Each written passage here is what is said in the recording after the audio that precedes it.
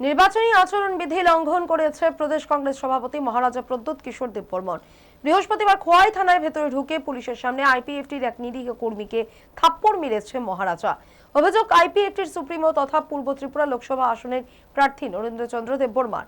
শ্রী দেববর্মা এই ঘটনার তীব্র নিন্দা জানিয়েছে। শুক্রবার এক সাংবাদিক বৈঠকে মহারাজার উপর তীব্র নিষেধাজ্ঞার আরোপ করেন আইপিএফটির সুপ্রিমো। বৈঠকে উপস্থিত ছিলেন দলের সাধারণ সম্পাদক মেবা কুমার জমাতিয়া।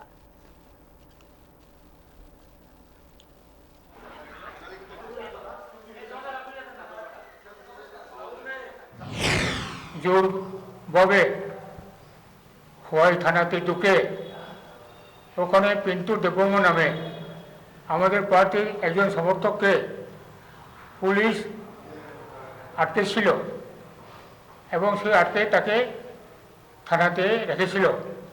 এই সময়ে অতর্কিতে প্রদ্যোৎ কিশোর তার সাংবাদিকদের নিয়ে থানায় চড়াও হয়ে পিন্টু দেববর্মার উপরে অমানসিকভাবে নির্যাতন করে চোর থাপ্পড় মেরে তাকে আহত করে।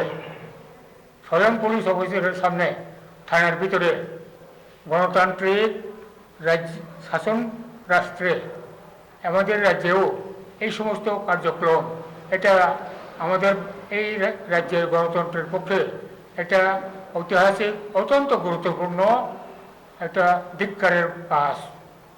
এটাকে দেশের এই রাজ্যের সমস্ত মানুষ তীব্রভাবে ধিক্কার জানাইতেছে। আমরা আমাদের পার্টির পক্ষ থেকে এই জঘন্য